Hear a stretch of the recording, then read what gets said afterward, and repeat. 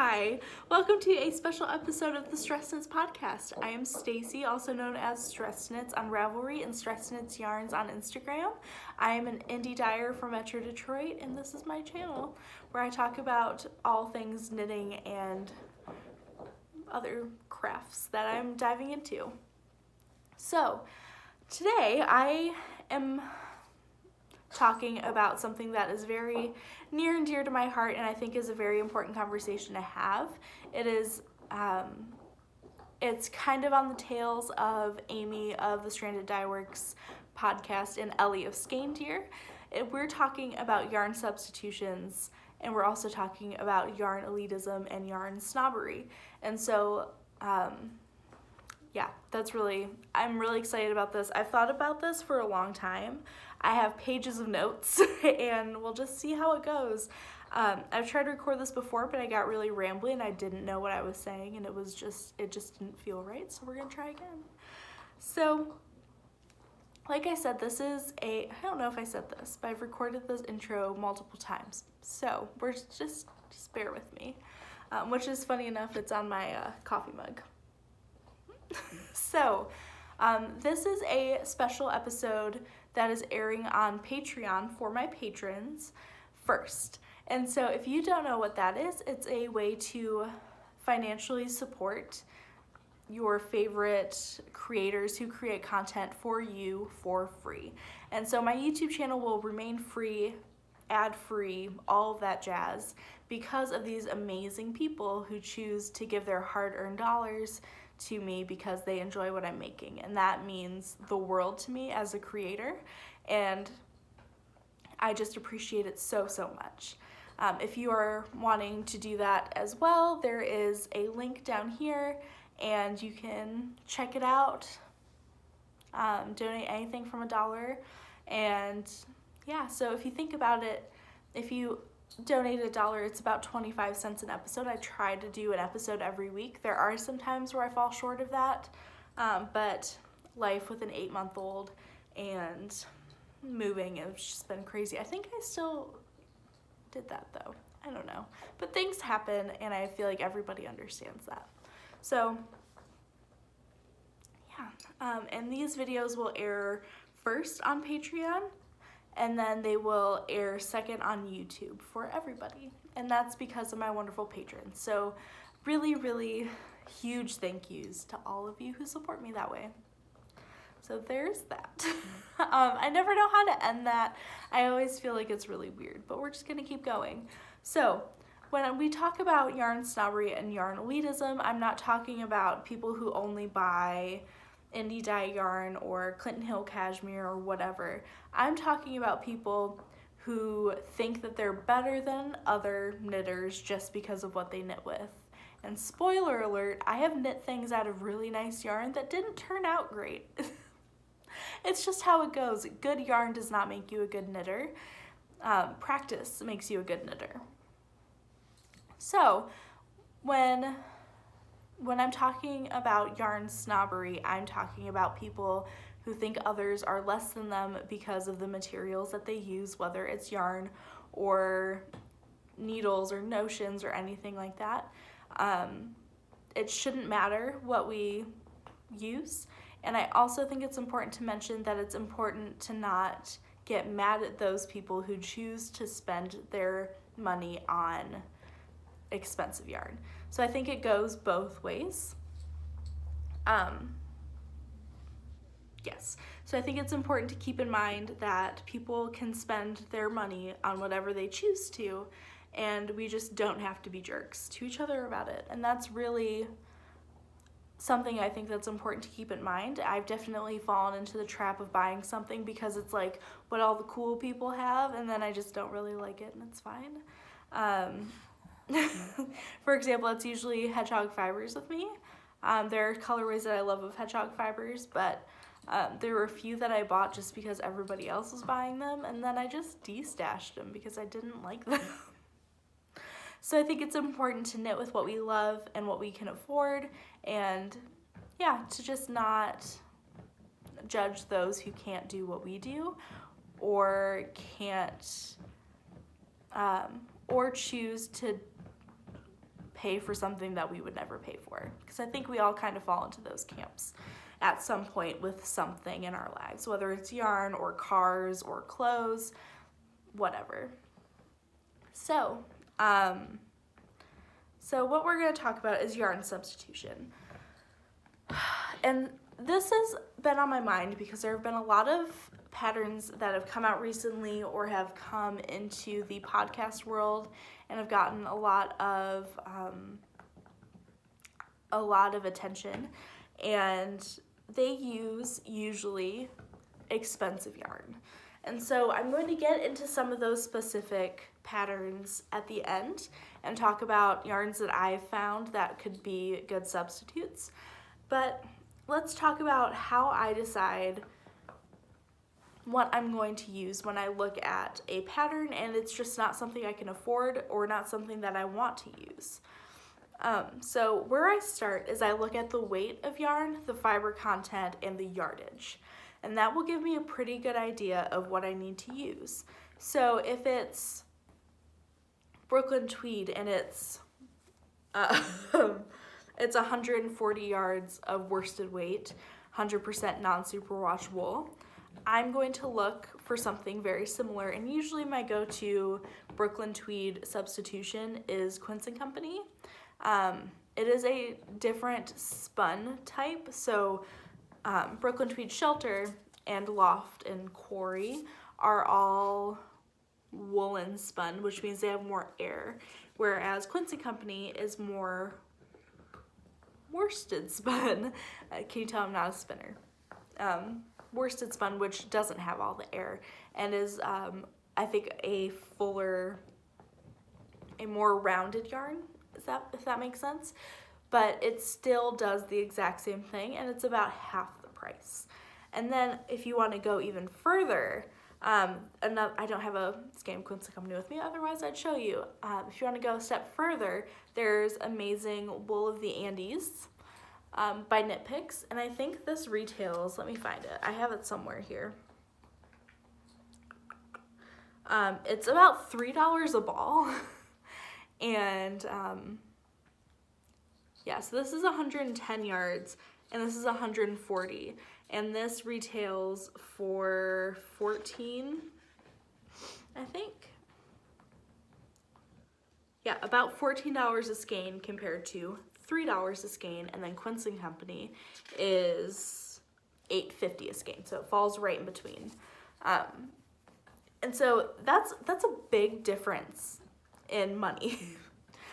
So like if we're doing 10 skeins, it's a $140 sweater versus a $30 sweater, right? Like that's crazy. Yeah. And I mean, the yardage is a little smaller on this, but then you just add one more skein and you'd have a $33 sweater instead of a $140 sweater. And so it's just one of those things. So those are like my 3 top wool substitutes for each other. I've also, what else? I also enjoy Shepherd's Wool, which is a Michigan brand. It's a Michigan mill. Shepherd's Wool worsted. It's Stonehenge Fiber Mills, Shepherd's Wool worsted. I knit my throwback sweater, the main color in that, and I love that sweater so much. I've knit a hat out of it that I love. That's a really great one. Also, wool is a very good option when it comes to yarns. You do want to keep in mind superwash versus non-superwash, but honestly, just swatch. See how much it grows. Superwash grows more than non-superwash, and just keep that in mind. So I try to stick with similar makeups so that my fabric is similar to that of the designers and what they intended. But I've also seen patterns that call for something like Brooklyn Tweed Shelter and then are knit with something much more so this is a skein of my yarn. It is a worsted weight 100% superwash merino, and it's 100 gram skein versus a 50 gram skein, but I would use this to substitute for this sometimes, like a weekender, or I can't think of other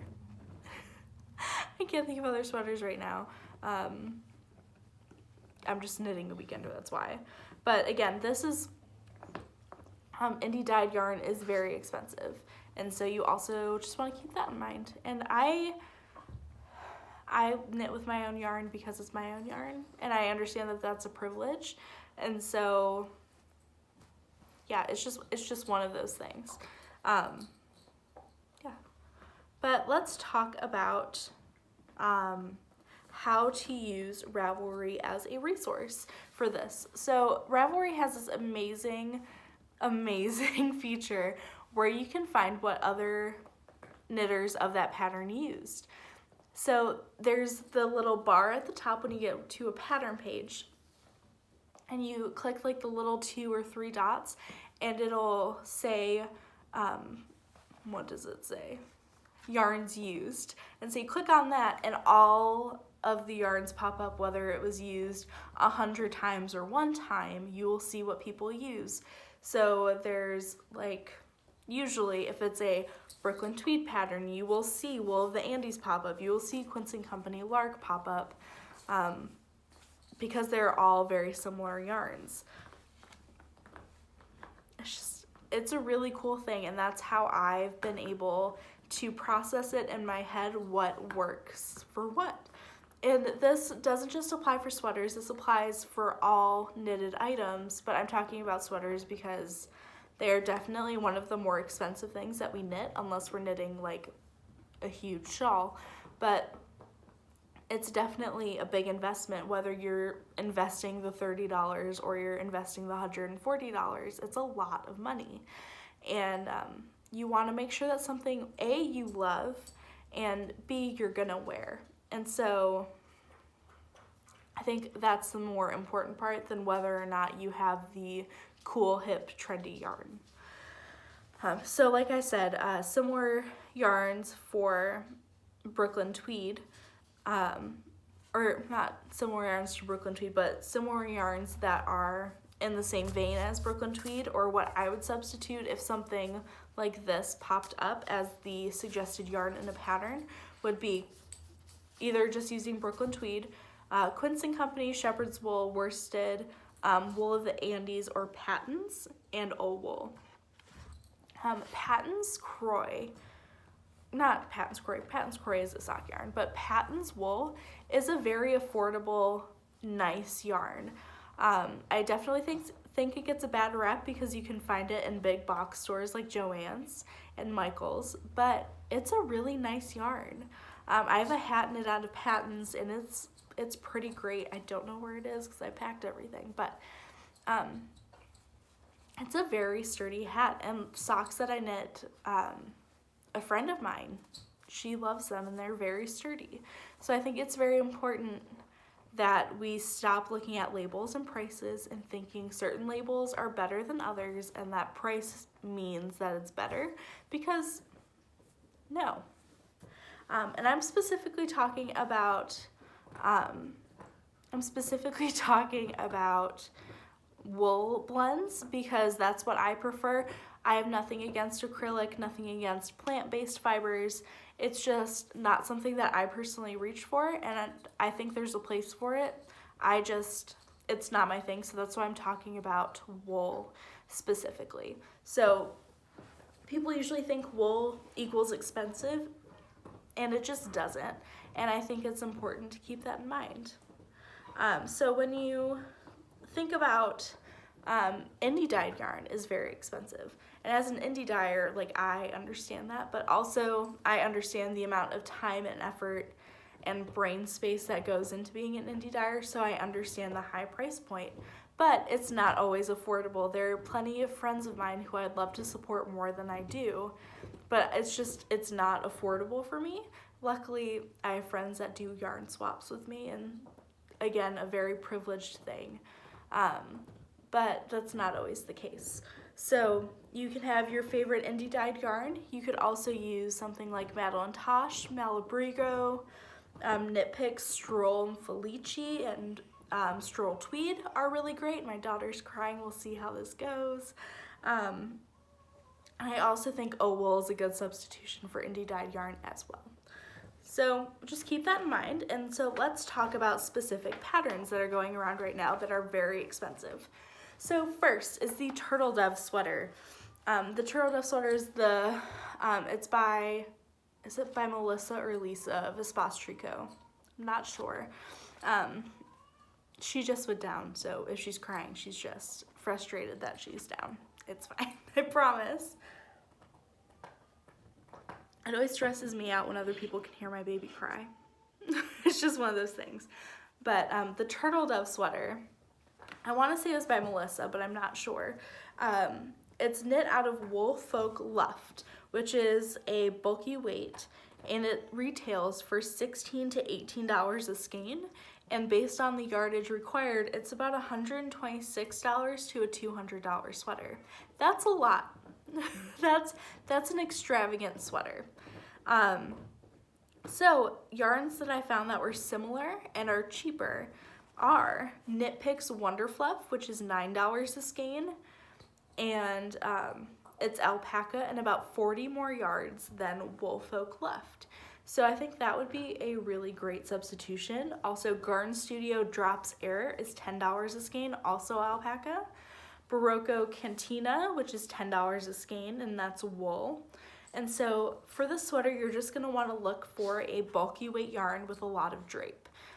And then that's what you can use. The next one is the No Frills sweater pullover.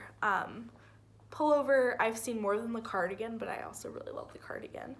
And these are all sweaters that I really love and I want to make at some point, but the yarns used aren't always the most affordable for me because I am a mom on a budget, and that's just the way it is. So, the issue with No Frills is that any sweater that calls to be held with mohair is going to double the price. And so, so let's just talk about mohair. It's expensive. It just is. Indie dyed mohair I've seen from $28 to $32. I think Shibui Silk Cloud is $28 or $30, somewhere in there. And that's really all I've seen, but I did some research and found some different mohair that could work. So first is Ito Sensei, and that's $17-ish a skein, but that is only 20 grams, so I'd keep that in mind. But for something like the Koba Cat by Caitlin Hunter, I think that might be a really good alternative. And then my favorite affordable mohair is Knit Picks Aloft. You're gonna hear me talk about Knit Picks a lot. I think Knit Picks gets a bad rap because it's affordable. But I think their yarn is pretty great. So for 25 grams, it's $7 of super kid mohair. That's pretty affordable. So that's $14 for 50 grams as opposed to like my mohair, which is $28 for 50 grams. So it's pretty good. Yeah, so I would just shop around, or something else that you could use is use like an alpaca based yarn or a yarn with a really nice halo, and get the sport weight that the fingering weight yarn and the lace mohair gives you. The next is the Weekender, which I have an example to show. So the Weekender calls for Brooklyn Tweed Shelter, which I do love Brooklyn Tweed Shelter. It just is expensive, and I usually have to save up if I'm going to do sweaters in it. So again, Brooklyn Tweed Shelter is $14 a skein for 140 yards. I didn't write down how much the sweater would be, but it's over $100.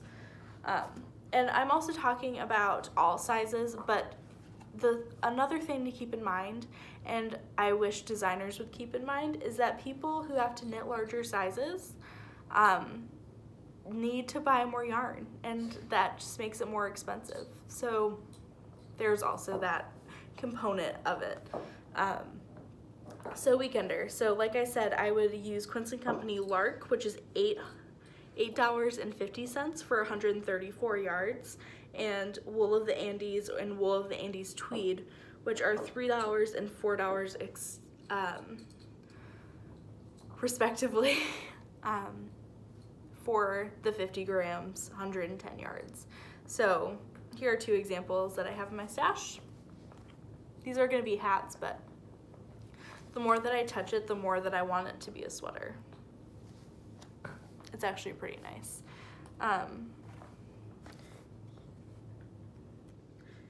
Yeah, or what I did for the weekender, I copied Candace of Pin Feathers and Pearls and Rachel of Hey Sister, and they held Knit Pick Stroll Tweed double. So I picked out two colors, which is Oyster Heather and Flagstone Heather, and I got this amazing fabric that I love, would use again for a worsted weight. So I'm holding it double, and it's creating the marled that the Brooklyn Tweed has 3 marled yarns, and I think she used Narwhal, Andrea Mowry used Narwhal.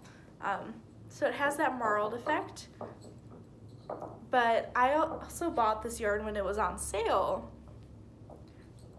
and this sweater, which would be over $100, is only $50. And keep in mind, I'm holding yarn double, so that added to the price, but still, $50 for a sweater that I'm gonna wear all the time, I feel very comfortable with for my circumstances. So yes, so you can do things like that, and that is an example of me looking at what other people have knit and going off of that because I liked it. The next sweater is the controversial sweater. So for those of you who don't know what we're talking about, I'm talking about the Shifty sweater by Andrea Mowry, who we all know is my favorite designer. I love her very much. But this is a lot. So the Shifty sweater calls for spin cycle dyed in the wool, which again, I also love. But it's expensive. It's $32 for 200 yards. Can we pause and think about that? So that's a sport weight yarn. 200 grams, not 200 grams, 200 yards for $32. Okay?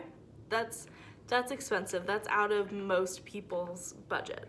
And again, if you choose to knit out of this, more power to you. I just can't fathom that because I think for the largest size that's available in this pattern, it would cost about $500 to make.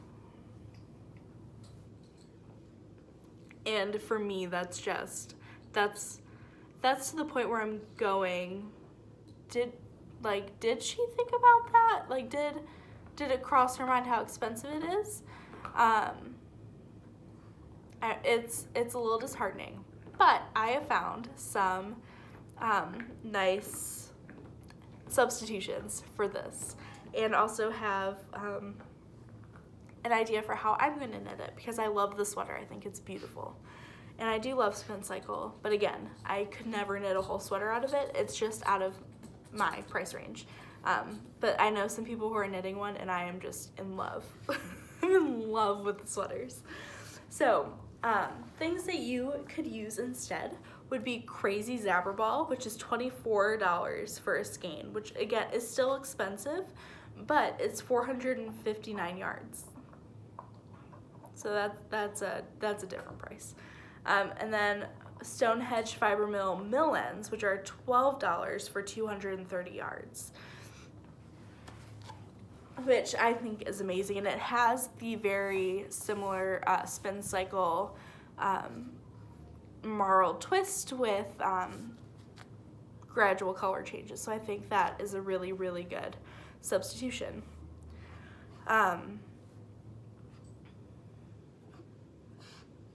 So this is what I'm doing.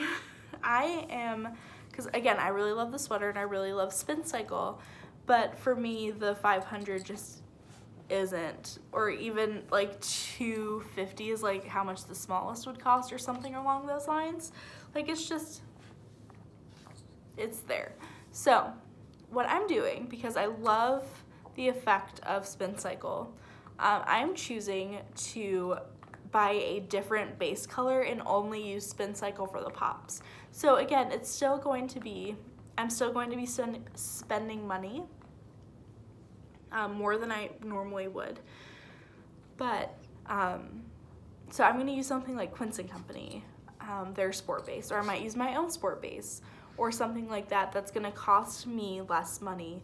And then, yeah, because the Quince & Company is, again, around, I think for the sport weight, it's $7.50 or $8 for a skein. And so I actually am probably gonna use Quince & Company. Let's be honest, I love Quince & Company. So I'm going to use that and then Spin Cycle for the pops in the sweater. In the way that I'm going to afford it, I'm not knitting the sweater anytime soon. I am going to piecemeal it. So what that means is I'm going to occasionally buy a skein of Spin Cycle until I think I'm going to need 3 or 4 skeins of Spin Cycle. So like my birthday is coming up, I might treat myself to 1 skein of Spin Cycle and save it for when the time comes that I'm able to knit that sweater, and just do that throughout the year and forego a skein of indie dyed yarn or something that I thought I was going to buy instead and do that, which is really honestly the way that I do a lot of my yarn buying. I look at something, for example, I'm knitting the Ronin cardigan by Andrea Mowry. It's a very oversized cardigan, so it calls for a lot of yardage no matter what size you're using. And so I knew that I wanted to make it out of Brooklyn Tweed Shelter, so I saved up for like a year to make the sweater because that's what I personally wanted to do. And again, you can think whatever you want of that, but that's how I chose to do it, and that's how I chose to spend my money. And I think it's important to realize that you don't have to buy something right away. You can save for it. There will always be more yarn. And that's just, it's hard because you hear words like limited edition and this is the last one skein left, never dyed again, retiring a colorway, and you just want to jump on it. But that's a marketing tool. So you need to really rein it in sometimes, especially if you're someone like me who I can't go out and buy yarn just willy-nilly. I wish I could, but I can't, and that's perfectly fine. I want you to realize that I feel good about that because I like what I spend money on instead. But when there's something special, a special sweater, a special piece, I feel comfortable going, okay, I'm gonna hold this $20 and know that that's going towards this, and just save and save and save and save and save until I can buy the $140 sweater worth. It's just, it's hard sometimes because, especially with podcasts and all of that, it's hard to see people with giant hauls, and it's hard to see people knitting with pricier yarns. And I get that. I was that person in college who was like, I wish I could knit with Brooklyn Tweed. I wish. And then it was one of those points where I was like, okay, but I'm also buying a bunch of yarn that I'm not using just to have it. And so once I got into the mentality of buying what I know I want to use and saving up for those special pieces, because I do have the ability to do that. I know not everybody does, just because I have that ability, I take advantage of it when I can. So knowing that I could buy a skein of Spin Cycle right now for the $32, and that's like my birthday yarn, the gift to myself that I give for no reason, and I know I could do that, I might do that, or I might buy something else, or I might not buy anything at all. And I feel like I've gotten off on a weird place of this, but I just want all of you to know that no matter what yarn you use, no matter how you buy it, no matter how much of it you can buy, it doesn't matter. It really, in the long run, it doesn't matter. As long as your project is bringing you joy, and you're gonna wear it, what else do you really want? So I'm gonna give you 2-3 more tips before I end this. And so the first one is fingering weight sweaters are more cost effective. And that's just the way it is. No matter what size you are, whether you need 2 or 3 skeins of fingering weight yarn or you need 5 skeins of fingering weight yarn, it is more cost effective. Especially if you're using something like indie dyed yarn or Madeline Tosh or Malabrigo or something like that, it's gonna be more cost effective. Even Brooklyn Tweed. Fingering weight sweaters tend to cost less. So there's that. Shop sales and destashes. That's one of my favorite things to do. Usually when I buy sweater quantities, it's during a holiday sale or it's from a destash, and it's great.